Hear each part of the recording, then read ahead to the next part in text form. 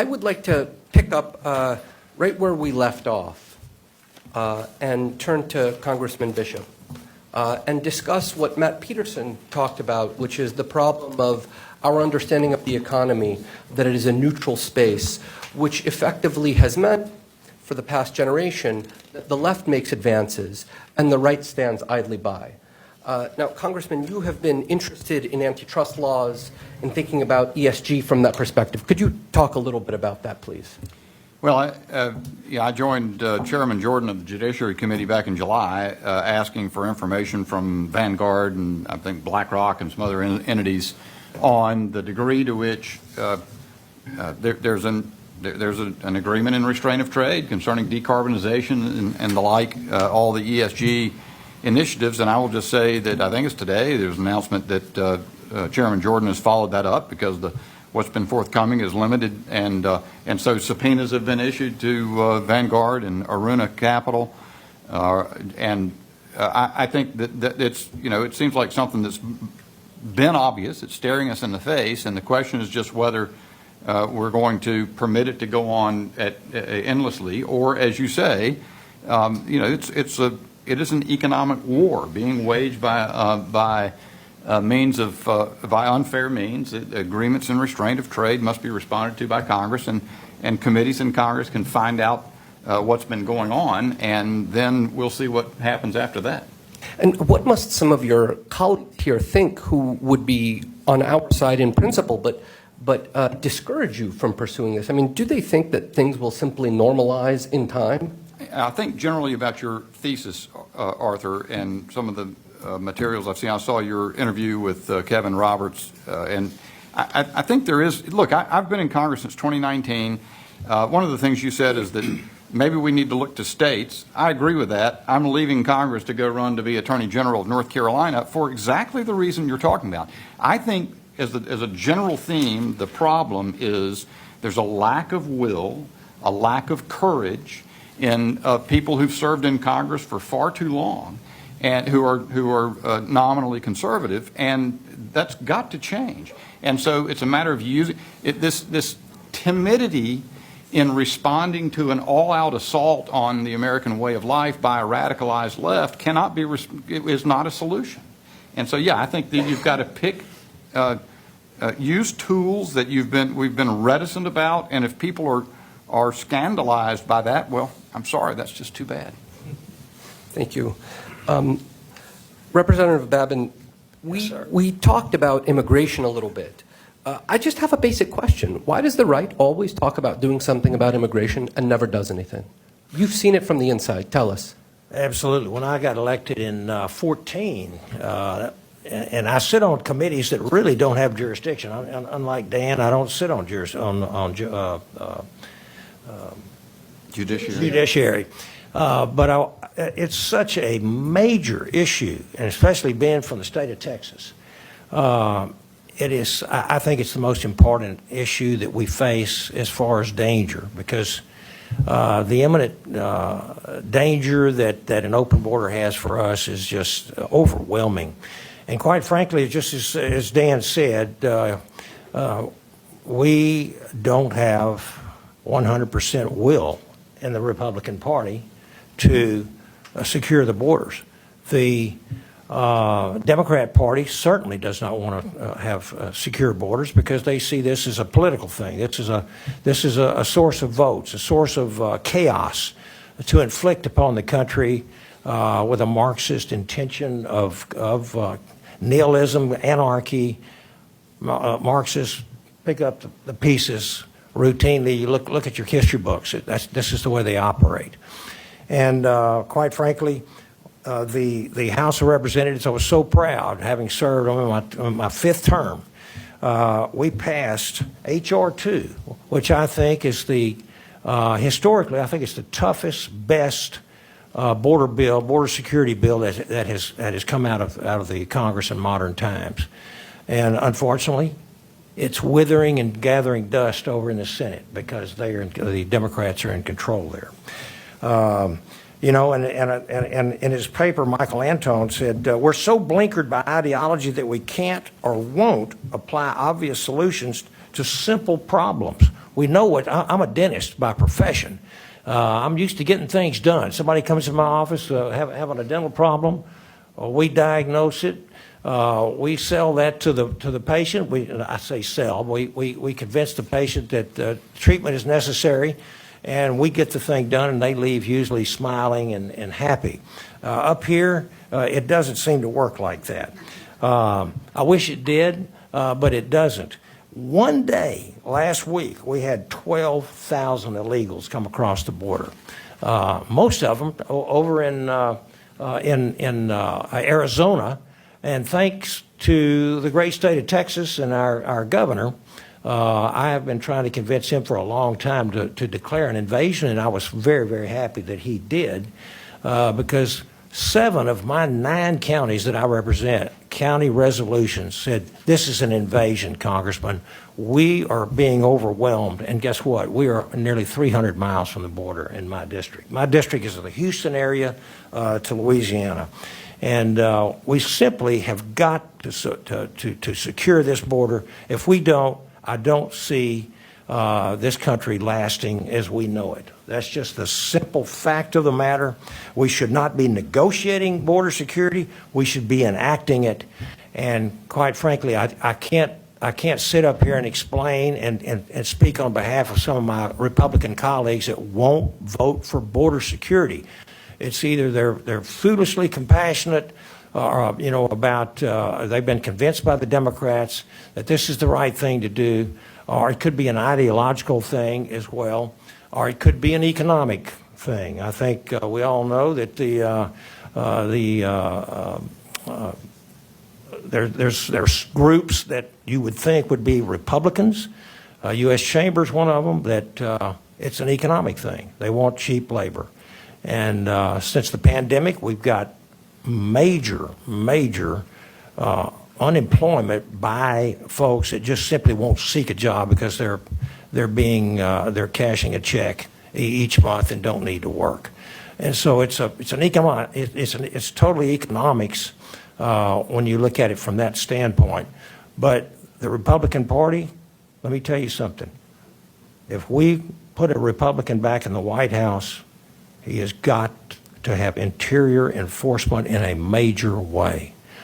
We've already had 9 to 10 million cross. We cannot allow those people to stay in here. We have to have interior enforcement. We have another whole year to go. As we said, 12,000 crossed in one day. How many are going to come across by the end of this year? We cannot incentivize further illegal immigration. To leave these folks without interior enforcement in this country will be nothing but incentivization to keep coming. They know if they get in, they can stay, and eventually they will have, as the Democrats we've seen, their very first bill under Nancy Pelosi, H.R. 1, was a takeover of our election process by the federal government, and included in that was the ability for foreign nationals to vote. And we know what it is. I mean, everybody knows that this is what's going on there. And so we have to make sure that we start disincentivizing illegal immigration.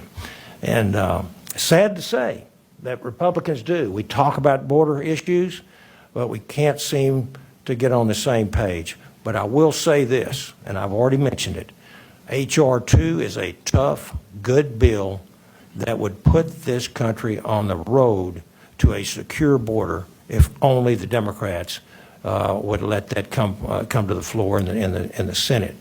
This next year's election is going to make that determination. Thank you, sir. Representative Hageman, thank you for coming. It's very nice to see you again. Your victory was extraordinarily important. The person that occupied that seat was persecuting the right. And the landslide in which you won was a marvelous moment for many that many celebrated. And therefore, in a way, it's an optimistic case for the future, as opposed to some of the very pessimistic observations that we've made here so far. Flesh it out. What would it mean? How should the right look optimistically on its future? What would it need to change about itself, confront about itself, to move forward in a successful way? Well, thank you, author.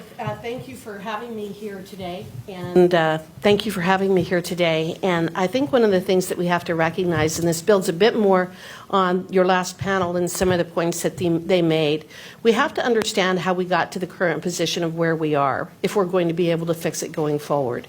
And one of the things that I think is critically important is understanding what happened about 85 years ago and then move forward on steroids starting under the Clinton administration.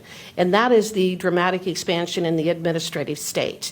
So what has happened is we turned over so much of our legislating, Congress, the congressional body, and this has happened at both the state and federal levels, we've turned over so much of our legislating responsibility to the unelected bureaucrats that the unelected bureaucrats are the ones that are dictating policy in this country. And we were talking just a moment ago about the concept of disparate impact. Well, disparate impact was created in the early 1970s by the EEOC as a mechanism by which they could control what was going on in the boardroom and private companies. The interesting thing about that is the EEOC, number one, has no rulemaking authority. The disparate impact requirements have never been put into rules because they can't be, and yet here we are 50 years later, where every time there is a disparate outcome in any kind of an action taken in a private company, you've got enforcement mechanisms that swoop in and attempt to tell these private companies what they can do. So when you want to find out why our corporations have become the mouthpieces of the left wing or the woke, what you have to understand is that administrative agencies and regulatories have an inordinate amount of power in this country, and they have wielded it in a way that they know they would never get the policies through if they actually had to vote on them. So when Congress and our state legislators abdicate their responsibility of not legislating, but instead write into their statutes themselves, it is up to the EEOC to determine how this statute will be carried out, or it is up to the Secretary of Interior to carry out the intent of this particular bill dealing with our Bureau of Land Management lands. Then you can understand that the left has been able to move things further and further and further and further to the left, despite the fact that we are a center-right country. So I think one of the things that's critically important and why I'm optimistic is that more people are understanding this and recognizing what the administrative regulatory regime does to us every day. So I'm very proud to serve on the Judiciary Committee with Dan and Jim Jordan, and I'm also on the Select Committee on the weaponization of the federal government. And while we don't have the Senate and we don't have the White House right now, what I do believe we've been able to do pretty effectively is expose the nature of what is going on in this country. We had Jonathan Turley as one of our very first witnesses in the Select Committee on Weaponization, and we talked about a violation of our First Amendment rights through surrogacy.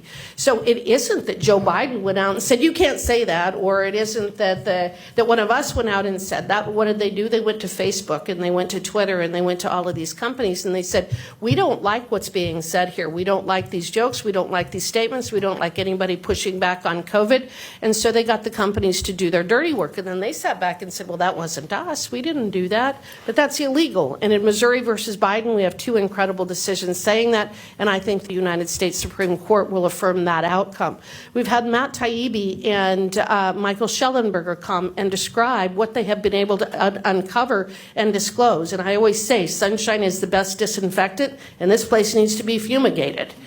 And with those two gentlemen and others like them, we have been able to expose the level of censorship that all of us are living under. And all of us are now saying, nuh-uh, no more, no more, no more. We're not doing this anymore. So we're getting pushback from the people who need to be pushing back. So number one, I think that we need to understand that when Congress does not do its job of legislating, we're the only ones who can be held accountable. You brought up in introducing me, I beat Liz Cheney. I beat her because she did what we didn't want her to do, so we threw her out of office, right? That's called accountability. That's what voting does. That's the kind of country that we have.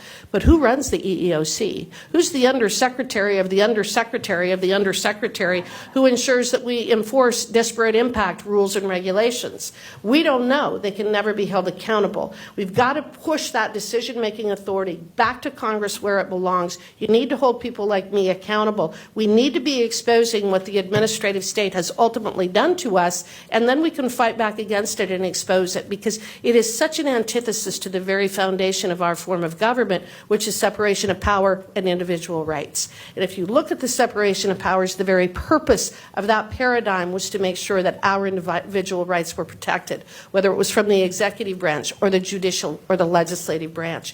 That's our form of government, and we erase it when we allow unelected bureaucrats to make the decisions. So that's why I'm optimistic, because I think we're talking about things. I've been talking about this for 25 years, but I was a practicing attorney who had to fight it every day. But a lot of people don't know where it comes from. Now we have ways in which to fight back, and my friend Dan Bishop and I, right now, we're trying to find a way to push forward with a bill that would hold individual federal employees, if they violate someone's First Amendment right, they can be held personally accountable. We're trying to create the federal version of 42 U.S.C. Section 1983, because we believe that if these folks are actually held accountable for violating the Constitution, they're going to be a lot less inclined to violate the Constitution. I think that's a step in the right direction. Thank you. Yes. Yeah, Mr. Bishop, maybe you can pick up from there. REINS Act, that has been proposed for many years. We'd like to know your opinion on that, and what would be the next step after that? There are tens of thousands of hostile bureaucrats that want to limit, stymie everything that we do, even if it so happens that we recapture the White House. Arthur, it's a great question. The REINS Act is a great idea, and it's been around as an intellectual notion for 15, 20 years. Right. And we proposed it as part of the Limit, Save, Grow package that we actually got 218 votes on before the debt ceiling negotiations this year. But the idea is and you can define it by different thresholds, but a regulation having major economic impact can't go forward unless it's approved by Congress, and that makes all the sense in the world. We have right now EPA proposing a rule on CAFE standards that would radically alter the marketplace for automobiles in the United States. Basically, and I forget the numbers, but it would require something like 2/3 of them to be EVs in practical effect. And let me tell you, among other things, automobile dealers know that people don't want them. They don't want to buy them, and so they know that REINS Act wouldn't permit that to happen, because what's happening is members of Congress are getting on letters to beseech the EPA not to go forward with a rule making law that Congress would never do, because the people would be thrown out of office for it, and yet the EPA is just going to roll on under a conception of their power that no one ever thought they had, to radically alter the ability of American people to use automobiles, one of the keys, frankly, to freedom. And so the REINS Act would be a great idea, but again, we put it in a piece of legislation, but we weren't prepared to fight for it. We weren't prepared to stand in the breach to see to it that it got done. That's why, and then slip into a parallel concept, your last panel made reference to a corrupted civil rights regime. Well, the reason that we see action having been taken on, barring what Harriet and I are proposing, but action being taken on what the district court in Louisiana called the most massive attack on free speech in U.S. history in the Missouri versus Biden case, is because that was required state attorneys general to take action that Congress has not taken firm action to deal with. I had in a subcommittee hearing last week, the Assistant Attorney General for the Civil Rights Division of the Department of Justice was there, and my question was whether there's any criminal investigation or prosecution ongoing within the Justice Department on those, with respect to those persons who colluded to undertake what that district court described in a case that's been affirmed by the Fifth Circuit, is now on further appeal to the United States Supreme Court. And her answer was not whether or not there's an investigation or prosecution. She said, "I'm sorry, Congressman, I don't know what that litigation is." And I followed up because I was so dumbfounded. I said, "You do?" I said, "Again, this is what the district court said the case was about. It's in the United States Supreme Court now. You don't know what that is? I'm sorry, Congressman. Maybe if you could describe it more, I would." So that is the First Amendment a civil right? So in other words, we have a very there's ideology governing what the Department of Justice is doing in civil rights. So it's become a weapon of ideological warfare by one segment of the country against another. What the Justice Department should be doing is to enforce our basic civil rights. Instead, the Justice Department has become the instrumentality of attacking them. As you say, well, I'll say first, you know, Harry and I have this bill. The Supreme Court has decided there's no Bivens action for those who know what that is for a First Amendment claim. It's totally irremediable by someone who's been injured by that deprivation of rights, which has been at scale. So Congress won't take a step. Members of Congress can't be persuaded to stand in the breach and reduce the appropriations to the Justice Department or the FBI or otherwise reform that in the radical way that it obviously needs to be done. If there is a Republican administration, the question you have to ask yourself is whether there'll be an Attorney General confirmable by the Senate who will take the remedial actions necessary. And I mean, Hunter Biden's protection in the Department of Justice occurred across the Trump administration. I'm saying there's got to be a different. There has to be a fairly radical reset of the mind to be able to take the actions necessary to move the needle. Otherwise, we're all standing there greatly upset about any number of phenomena, but completely impotent to do something about it. And that's why I think tools, not to hit it again, but I mean the Missouri versus Biden's Attorney General litigation, as I say, I'm going to try to do that. That's not actually a healthy thing either, that we're looking to, frankly, a transformed state office, the Attorney General offices, to litigate issues that ought to be able to be solved as a matter of policy through sensible exercise of Congress. And instead we have members of Congress sit here like eunuchs asking the please EPA, do not destroy the car market. And I just think something so I'm very drawn to the idea that there is that we must have. I think you take President Trump's history. Someone said at one point in time he's teaching the GOP how to fight, and I think what you're talking about in this conference is bringing the intellectual heft to the same general attitude. The idea. I mean, I'm not trying to liken it to President Trump. I'm simply saying, after you sit in Congress for 25 years and see no meaningful impact on the status quo, I don't see doing the same thing over again should lead anybody to expect a different result. There must be a change of mind. It must be that members of Congress who get elected serving the status quo or worsening it, even if they go out and talk in election time about what we want to do, should find that incompatible with remaining in Congress or with rising to leadership in Congress. Just my view. But, sir, just to follow up very briefly on this, I mean, surely you make this case to some of your colleagues in private. Right now, in another room in the Capitol, we're talking about what FISA reform bill will come to the floor tomorrow. And we're going to see, what's going to happen tomorrow is we're going to see a FISA reform bill, which is in the jurisdiction of the Judiciary Committee. They're going to put up two. One coming out of the Intel Committee, which is supposed to exercise oversight over Intel. It's going to come. They're going to handle their own bill in judiciary jurisdiction on the floor. It's never been done before, not ever. So you're going to get two bills on the floor. Whichever one gets greater votes is going to go forward. But one of them comes out of the Judiciary Committee, which, after all of the abuses under FISA Section 702, will expand the authority of the Intel state under that law. Their bill. Their bill. Their bill. Right, their bill. But the one that must proceed. That's the point. And I will say, I actually think one other thing, and this one's a little frightening perhaps, but I think that for us to begin to make progress, it's going to start first. This is going to sound inconsistent with what I've said. It's going to start first in that area where you can attract bipartisan support against orthodoxy or against conventional wisdom. And that may be one. If the Judiciary FISA reform bill goes forward tomorrow, it's going to be because Democrats, frankly farther left Democrats, have the same concerns with the intel state that that civil libertarians on the right have.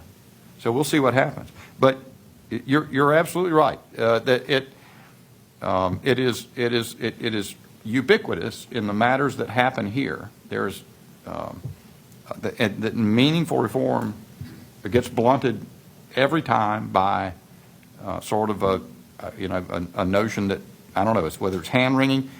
Republicans, conservatives, they're conservatives, frankly.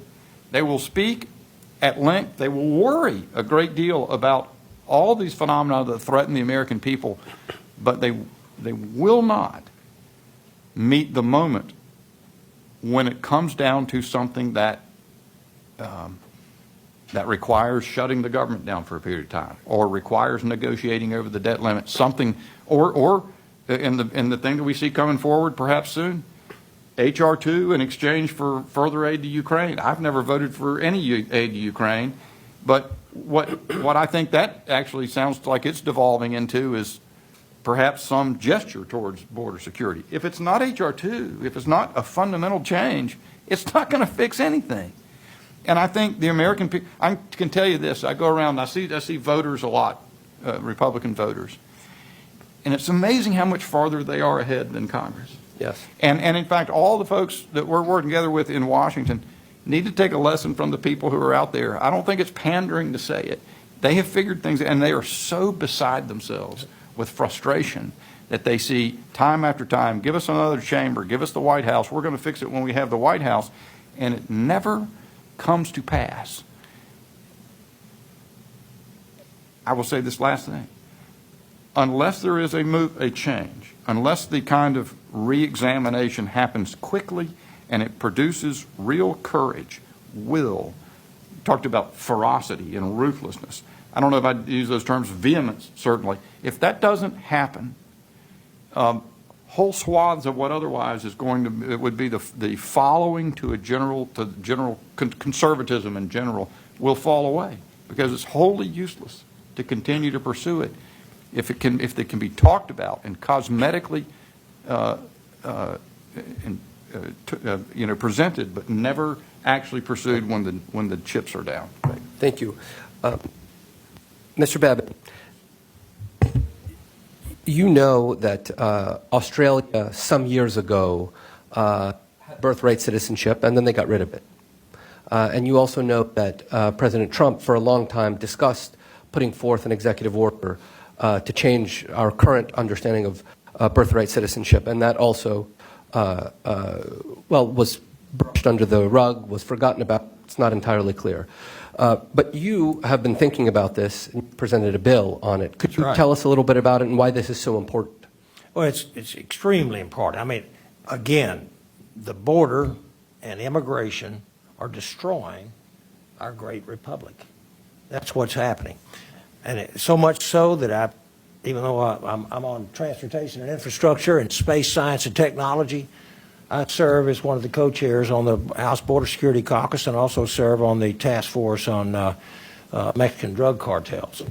But I feel so strongly about the birthright citizenship that, as you said, I have introduced to the Birthright Citizenship Act of 2023. And for a period, this comes out of the 14th Amendment, for a period following the enactment of the 14th Amendment, Section 1, it was properly applied as written and as intended to ensure that all American citizens were afforded the sacred constitutional protections that they deserve. And this was after the Civil War. And while these are important protections, they remain in recent decades, this 14th Amendment has been misapplied and misinterpreted. The specific language in the amendment has led to the implementation of the practice of birthright citizenship, by which children born to foreign nationals, from illegal immigrants to tourists to refugees, are automatically granted United States citizenship. It has created birth tourism. There's an entire industry on this right now. Unsurprisingly, birthright citizenship is a very, very powerful incentive for illegal immigration, and over time it has been wrongly accepted as the law. with supporters claiming that our Constitution guarantees it. It does not. I am a dentist. I am not an attorney. But read that 14th Amendment. You don't have to be an attorney to see that this thing has been totally misapplied and misinterpreted. I think this issue has to be brought to the Supreme Court. We cannot guarantee success there.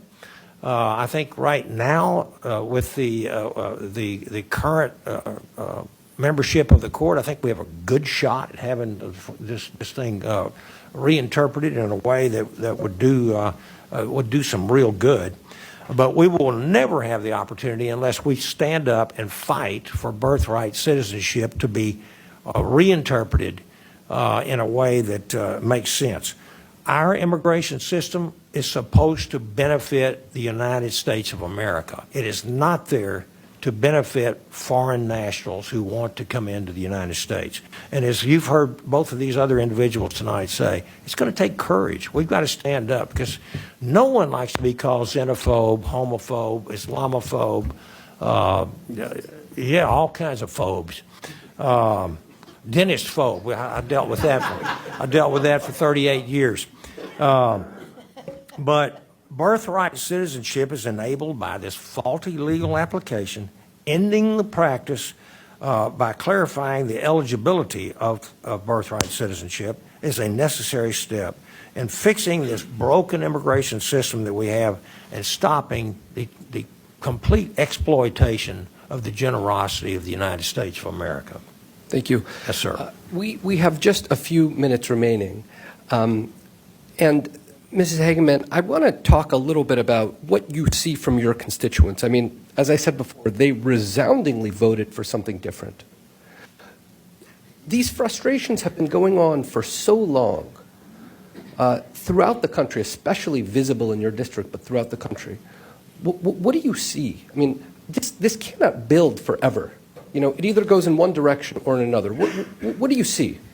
So I didn't intend to run for Congress, but when I watched our representative fail us on so many different levels and fail to listen to the citizens of Wyoming, I realized that it was time to step up and actually become engaged on a completely different level than I had been as a private attorney.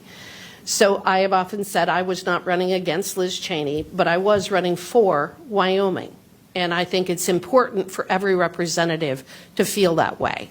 We aren't running against things, we are running for something. And there are so many things in the United States, and especially right now, to take that position on. So while I was running, I had the opportunity to give a speech, and it was called the We're Fed Up speech.